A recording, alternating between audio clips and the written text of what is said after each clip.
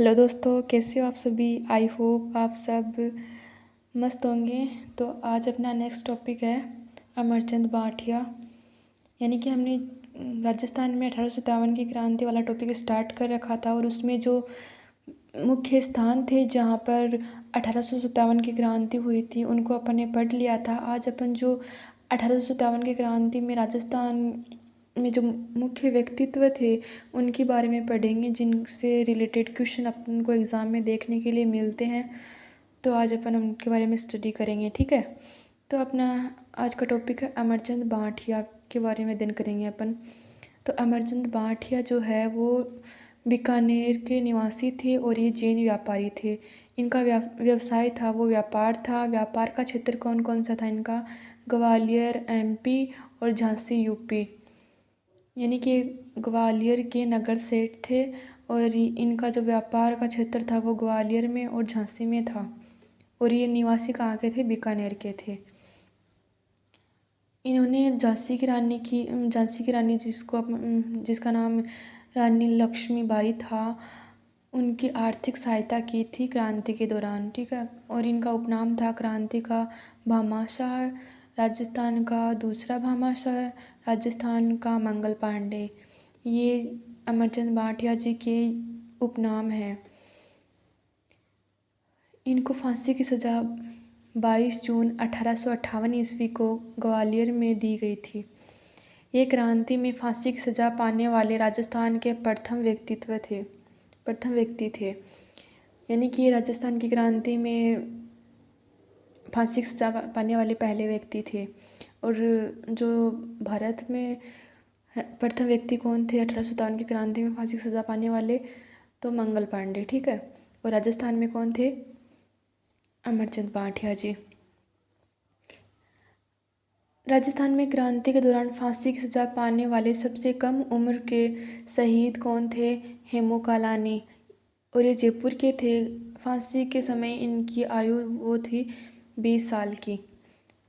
यानी कि राजस्थान की क्रांति के दौरान फांसी की सज़ा पाने वाले सबसे कम उम्र के जो व्यक्ति थे या शहीद थे उनका नाम क्या है? हेमू कालानी। और ये जयपुर के निवासी थे और इनकी उम्र 20 साल थी फांसी के समय। राजस्थान की क्रांति में तात्या टोपे की भूमिका। अब हमारे जो दूसरे व्यक्तित्व हैं वो है राजस्थान की क्रांति में तात्या टोपे के बारे में अपन आज पढ़ेंगे, ठीक है। इनका जन्म यावला गांव अहमदनगर एमपी में हुआ। तात्या टोपे का जन्म कहाँ हुआ? यावला गांव अहमदनगर एमपी में। इनका मूल नाम रामचंद्र पांडुरंग था। कई बार ये तात्या टोपे नाम न देकर ये नाम भी दे दिया जाता है क्वेश्चन में, रामचंद्र पांडुरंग। तो ये इम्पोर्टेंट है, ठीक है। विद्रोह में साथ देने वाले किसका साथ दिया था इन्होंने विद्रोह में? तो इन्होंने विद्रोह में नाना साहब और रानी लक्ष्मीबाई का साथ दिया था। विद्रोह के केंद्र कौन कौन से थे? यानी तात्या टोपे के ने कौन कौन से स्थान पर विद्रोह किया था? तो कानपुर यूपी में, झांसी यूपी, ग्वालियर एमपी और राजपूत यानी राजस्थान। तो इनकी क्रांति के केंद्र, विद्रोह के केंद्र ये 4 थे: Kanpur UP, Jhansi UP, Gwalior MP और राजपूत यानी राजस्थान। राजस्थान में तात्या टोपे ने प्रवेश कहाँ से किया? तो कब किया और कहाँ से किया?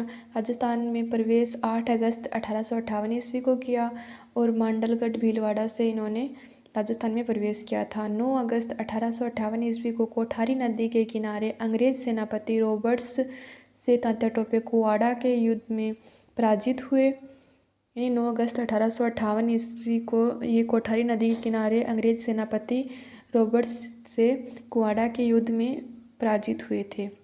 ये भी पूछा जा सकता है कि कुआड़ा का युद्ध कब हुआ? तो 9 अगस्त 1858 ईस्वी को। और किन किन के मध्य हुआ? तो तात्या टोपे और अंग्रेज सेनापति रॉबर्ट्स के मध्य हुआ था, ठीक है। टोपे कुआड़ा से कोठारिया पहुँचे। ठाकुर जोध सिंह ने इनकी सेना को रसद की व्यवस्था की। 13 अगस्त 1858 ईस्वी को टोपे रुकमगढ़ के युद्ध में रॉबर्ट से पुनः पराजित हुए। तो 9 अगस्त को जो युद्ध हुआ था, 9 अगस्त 1858 को, वो तात्या टोपे और अंग्रेज सेनापति रॉबर्ट्स के मध्य हुआ था और उसमें क्या हुआ? तात्या टोपे पराजित हुए थे। इसके बाद में क्या हुआ? 13 अगस्त 1858 ईस्वी को फिर से रुकमगढ़ का युद्ध हुआ किनके बीच में? तात्या टोपे और सेनापति रॉबर्ट्स के मध्य। और उसमें भी क्या हुआ? तात्या टोपे पराजित हो गए। इसके बाद टोपे नाथद्वारा पहुँचे। यहाँ श्रीनाथ जी के दर्शन किए। महंत तिलकायत गिरधर जी ने टोपे का स्वागत किया। टोपे ने झालावाड़ के शासक पृथ्वी सिंह को पराजित कर झालावाड़ पर अधिकार कर लिया, लेकिन कुछ समय बाद यहाँ से ग्वालियर के लिए रवाना हुए। उस समय सलूम्बर के रावत केसरी सिंह ने टोपे की सेना की रसद की व्यवस्था की। यहाँ देखो रसद नाम आ रहा है, तो रसद का मतलब होता है खाने पीने की व्यवस्था, मतलब खाने पीने की सामग्री होती है रसद।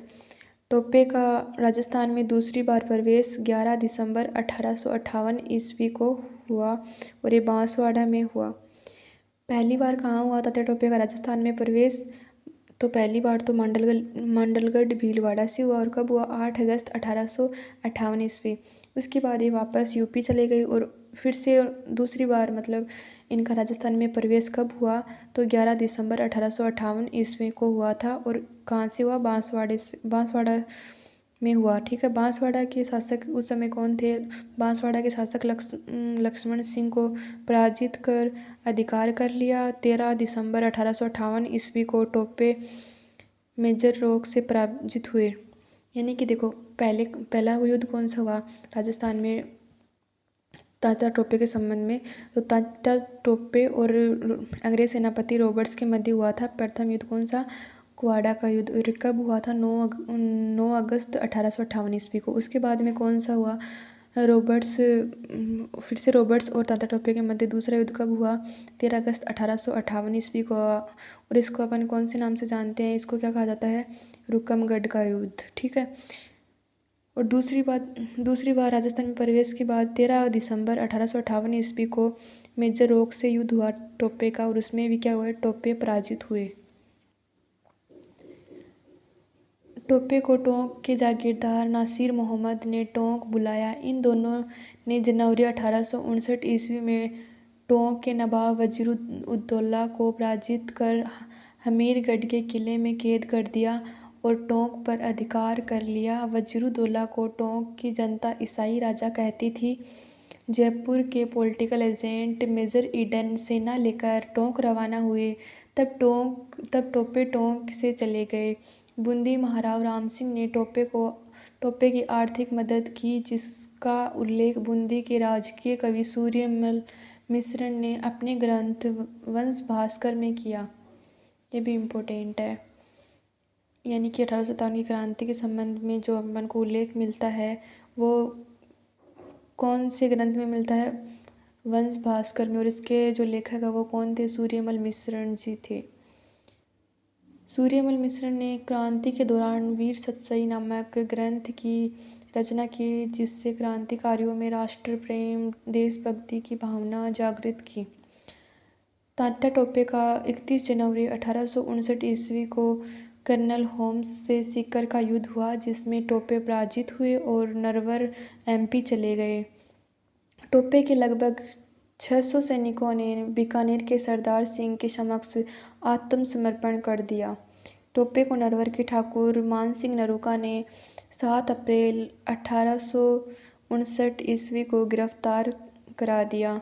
तात्या टोपे को 8 अप्रैल 1859 को शिवपुरी एमपी में शिप्रा नदी के किनारे सिंधिया महल में फांसी दी गई। इस फांसी के बारे में कैप्टन सावर्स ने कहा था, तात्या टोपे को फांसी देना इतिहास में अंग्रेज़ों का पाप माना जाएगा। आने वाली पीढ़ियां पूछेंगी कि इस फांसी को किसने स्वीकृति दी और किसने इसकी पुष्टि की। तो तात्या टोपे को फांसी दी गई, इसके बारे में कैप्टन सावर्स ने क्या कहा? तात्या टोपे को फांसी देना इतिहास में अंग्रेज़ों का पाप माना जाएगा। आने वाली पीढ़ियां पूछेंगी कि इस फांसी को किसने स्वीकृति दी और किसने इसकी पुष्टि की। कवि शंकरदास सामोर ने टोपे के बारे में लिखा है, जठे गयो जग जीतियो, खड़के बिन रणखेत, तगड़ो लड़ियो तांतियो, हिंद दान रे हेत। तो ये पंक्ति किसकी है? कवि शंकरदास सामोर की है और किसके बारे में है? तात्या टोपे के बारे में। यानी कि ये जहाँ गए वहाँ इनको जीत मिली। जठे गयो जग जीतियो, खड़के बिन रणखेत, तगड़ो लड़्यो तांतियो, हिंद दान रे हेत। कवि बांकीदास आसिया ने क्रांतिकारियों में जोश भरने के लिए निम्न गीत लिखा। आयो अंग्रेज मुल्क रे ऊपर। आयो अंग्रेज मुल्क रे ऊपर ये गीत किसका है? कवि बांकीदास आसिया का। राजस्थान में क्रांति का समाप्ति स्थल सीकर को माना जाता है। तो जो राजस्थान में क्रांति है उसका प्रारंभिक स्थल तो कौन सा है? नसीराबाद। और जो समाप्ति स्थल है वो किसको माना जाता है? सीकर को माना जाता है। तो ये अपनी राजस्थान में 1857 की क्रांति कंप्लीट हुई। अब हम कल इसके जो PYQ और MCQs हैं वो देखेंगे। और फ्रेंड जो ये जो नोट्स हैं वो उत्कर्ष के हैं और ये मैंने अपने नोट्स से बनाई है वीडियो, तो आप इनको नोट भी कर सकते हो अगर आपको अच्छा लगे तो। ये आपके ऊपर डिपेंड करता है कि आप नोट करते हो या नहीं। और इससे रिलेटेड जो इम्पोर्टेंट क्वेश्चंस है वो नेक्स्ट वीडियो में करेंगे अपन। तब तक के लिए धन्यवाद।